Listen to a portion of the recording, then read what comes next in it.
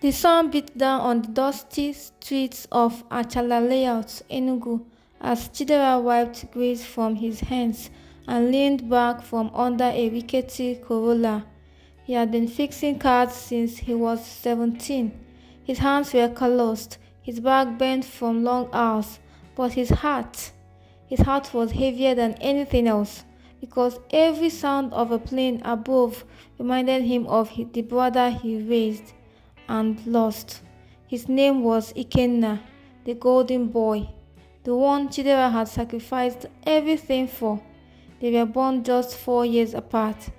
After their father died of a heart attack and their mother fell sick from grief, Chidera stepped up. He dropped out of school in SS2, refusing scholarships and his own dreams, just so Ikenna could stay in school. Ikenna must go to the university. He must travel.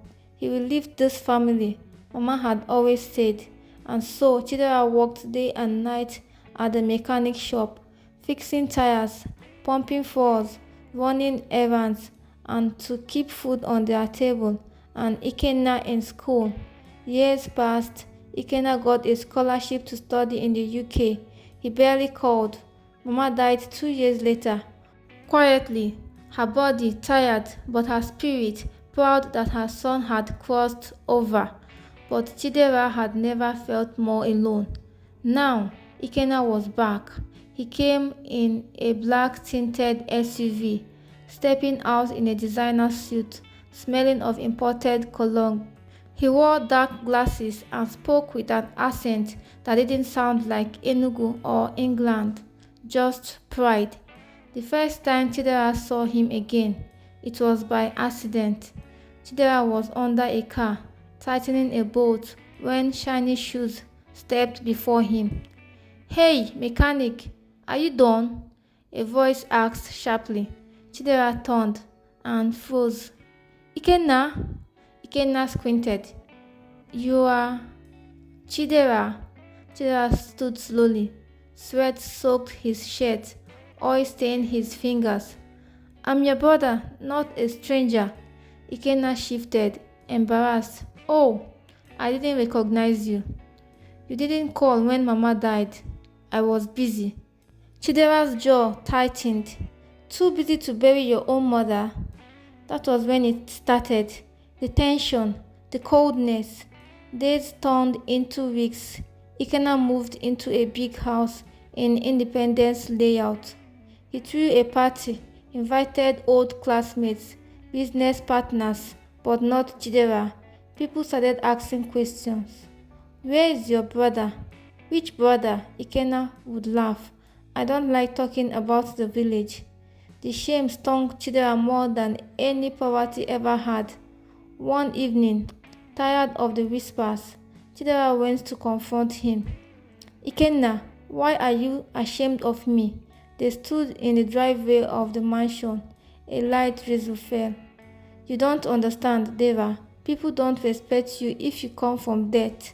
But that debt is what paid your school fees. That debt is what carried your mother to the hospital every night. I didn't ask you to sacrifice." Ikenna snapped. Chidera's heart broke. "You didn't have to. I loved you." That night, Uncle Uzo came to visit Chidera. He had been drinking palm wine and shaking his head since the party. "You both don't know the full story," the old man said, eyes misty. "Let me tell you what your mother told me before she died." Chidera sat quietly. "You were not the only one who made sacrifices," Uncle Uzo said. "Do you know why your mother pushed for Ikenna to travel? It's because he's not your full brother." Chidera froze. "What?" "Your father had a mistress in Nsukka. Ikenna is her son. When the woman died, your father brought him home. Your mother agreed to raise him like her own, but deep inside, she always feared that if she didn't give him the best, people would say she hated him. That's why she pushed so hard for him to succeed." Chidera sat back, stunned. "All these years, I didn't even know. She loved both of you, but she knew only one could climb. And you, to let him. Days later, Ikenna's business began to crumble. A partner scammed him in dollars. He needed help. His car engine failed. The only mechanic who could fix it was Chidera.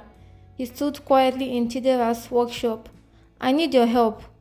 Chidera didn't speak at first. Then, with calm strength, he said, life always comes full circle. He fixed the car, free of charge, but Ikenna didn't leave.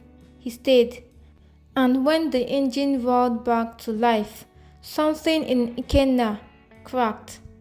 I'm sorry, he whispered, for everything, for not calling, for being ashamed.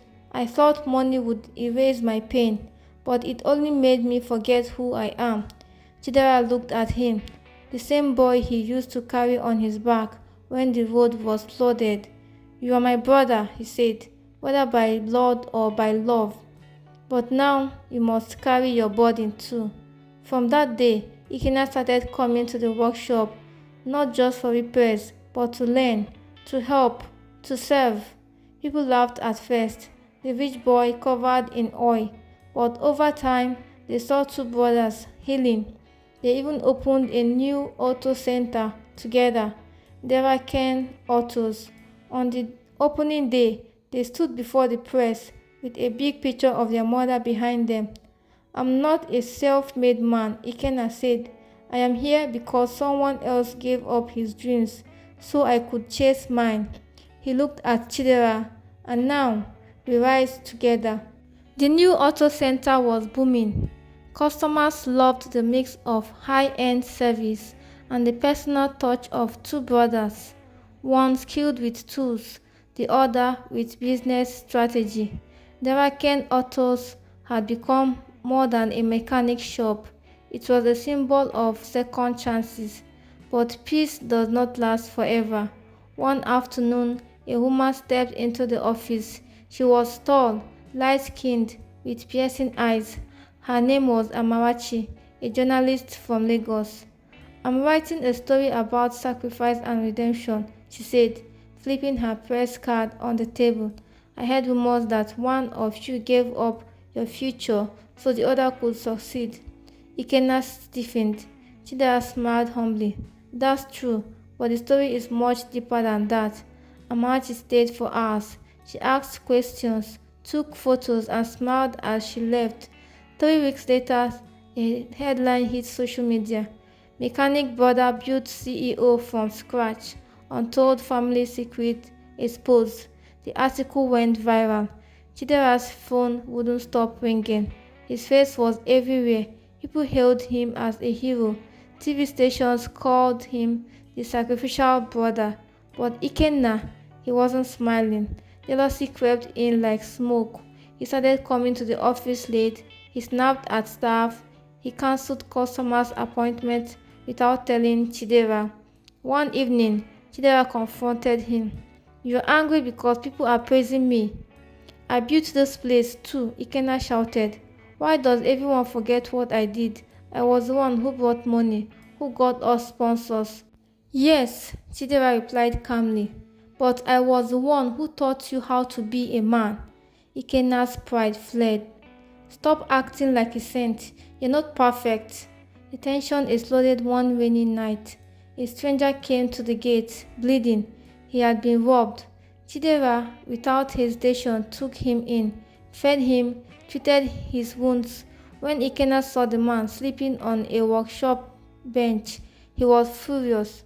This is not a charity. But it's what Mama would have done, Chidera replied. Then maybe Mama was too kind. And look where that got her. Chidera's fist clenched. Don't ever talk about Mama like that. The silence that followed was heavy. The stranger, half awake, sat up. Did you say Mama Nkechi? Both men turned. Yes, Chidera said slowly. You knew her? The man's face was pale. I knew her well. Ikenna is not just your half-brother. He's my cousin. Shocking truth uncovered. The man, whose name was Obinna, said he was from Nsukka. His aunt had once worked for a man named Papa Okoye, Chidera and Ikenna's father. But one night, that man's wife, Ikenna's real mother, died under mysterious circumstances. She had tried to run away with Ikenna, saying she feared for her life, but she never made it. Your mother, Mama Nkechi, knew everything, Obinna whispered. She took in Ikenna, not just out of love, but out of guilt. She believed your father had something to do with the woman's death. Ikenna's eyes widened, his leg gave way, and he sank into a chair. Chidera stood still, eyes glassy. So Mama carried that burden too, he said softly. After Obinna left, Ikenna sat alone in the workshop. The storm outside mirrored the one in his heart. For days, he didn't speak much, until one morning he handed Chidera a file.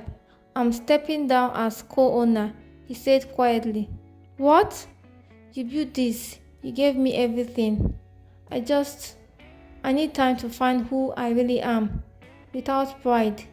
The name. The noise. Chidera looked at the paper, then at his brother.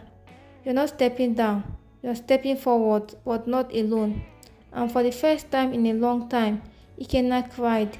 Real broken tears. Not from shame, not from failure, but from release. 1 year later, the camera zoomed in on a banner. Dera Ken Foundation, giving youth a second chance. Boys in overalls fix old bikes and computers. Girls learn tailoring and coding. At the center of it all are Chidera and Ikenna, side by side, not just as brothers, but as healers of a broken legacy. I used to be ashamed of my past, Ikenna said to a group of teens, but my brother taught me that our scars are not curses, they are proof that we survived. The crowd claps. Chidera steps up, wiping his hands with a rag. If you have one person who still believes in you, he says with a smile, you can always rebuild. The sun sets over Enugu. Two brothers walk home, side by side. One carries a bag of tools, the other carries his pride. Gently this time. They say a man can rise alone, but to truly heal, he must return to where he came from.